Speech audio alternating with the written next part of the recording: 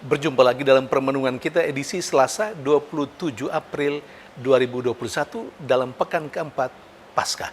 Bacaan-bacaan liturgi hari ini, bacaan yang pertama dari Kisah Para Rasul bab 11 ayat 19 sampai 26 dan bacaan Injil dari Injil Yohanes bab 10 ayat 22 sampai 30. Penganiayaan yang dialami oleh orang-orang yang percaya kepada Yesus yang bangkit. Sesudah kematian Stefanus, makin meluas dan makin hebat. Itu yang diceritakan dalam bacaan pertama hari ini. Penganiayaan yang dialami oleh orang-orang yang percaya kepada Yesus membuat mereka tersebar kemana-mana.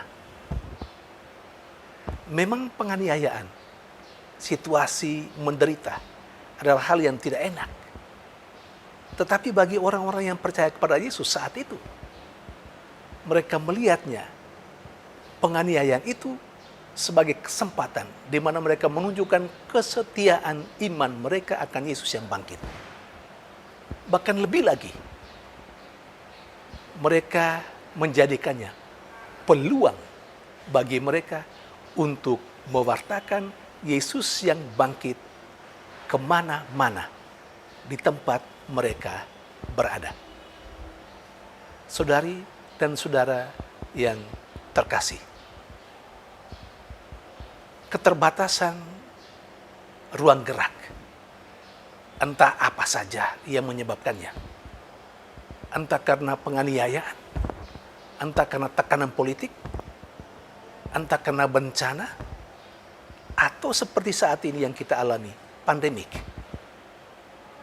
tidak seharusnya membatasi kreativitas kita, membatasi upaya-upaya kita untuk mencari cara-cara baru, melakukan sesuatu yang berguna tidak saja untuk diri sendiri, tapi juga untuk kebaikan banyak orang. Memang, bagi sekelompok orang yang boleh dikatakan pemalas, keterbatasan situasi, keterbatasan ruang gerak, dengan alasan apa saja, seperti saat ini, pandemik, membuat orang-orang yang masuk dalam kategori pemalas, ya, bermalas-malasan saja, tidak berbuat apa-apa.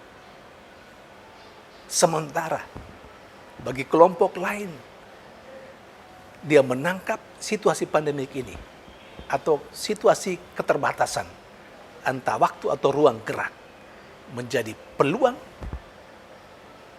untuk berkreativitas, untuk mencari cara-cara baru supaya bisa berbuat sesuatu yang baik, tidak saja untuk diri sendiri, tapi juga untuk banyak orang. Saudari dan saudara yang terkasih, pandemik yang kita hadapi saat ini, apakah membuat kita menjadi mati, tidak melakukan apa-apa, dan bermalas-malasan? Atau kita melihatnya sebagai peluang bagi kita untuk meningkatkan kreativitas kita, untuk meningkatkan daya dan kemampuan kita mencari cara-cara baru, berbuat sesuatu untuk kebaikan banyak orang, misalnya melalui media sosial atau secara virtual. Saudari dan saudara yang terkasih, sementara dalam bacaan Injil, Yesus memberikan jawaban kepada orang-orang Yahudi yang bertanya kepadanya atau yang merasa bingung dengan Yesus. Mereka bingung apakah Yesus itu adalah Mesias atau tidak. Karena itu orang-orang Yahudi minta kepada Yesus supaya Yesus mengatakan dengan terus terang apakah dia Mesias atau tidak. Lalu apa jawaban Yesus? Yesus mengatakan, aku sudah mengatakannya, tetapi kamu tidak percaya. Memang Yesus mengatakan bahwa dia adalah Mesias tidak dengan kalimat saya adalah Mesias. Tidak. Seperti yang Yesus katakan dalam bacaan Injil hari ini.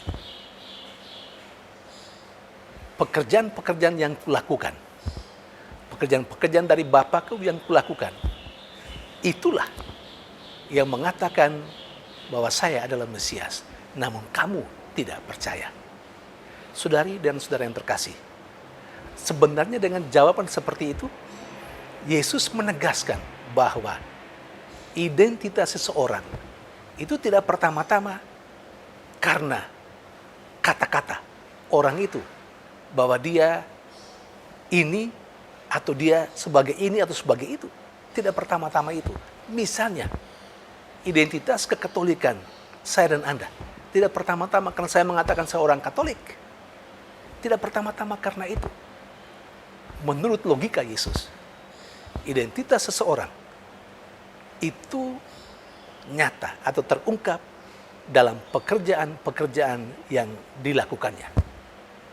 Kalau saya adalah seorang Katolik, saya tidak perlu mengatakan saya orang Katolik. Tetapi apa yang saya lakukan memperlihatkan kepada orang banyak bahwa saya adalah orang Katolik. Saudari dan saudara yang terkasih, seringkali sebagai orang Katolik, kita merasa bahwa identitas kita cukup kalau kita punya surat baptis. Ketika orang bertanya, kamu Katolik? Iya, saya Katolik. Lalu kita tunjukkan surat baptis, atau surat krisma, ataupun yang lain. Menurut logika Yesus dalam bacaan Injil hari ini, identitas kita sebagai orang Katolik tidak pertama-tama karena itu, tidak pertama-tama karena kita mengatakan kepada orang lain bahwa kita adalah orang Katolik, tetapi pada pekerjaan-pekerjaan yang kita lakukan. Di sana orang tahu kita orang Katolik atau bukan. Tuhan memberkati.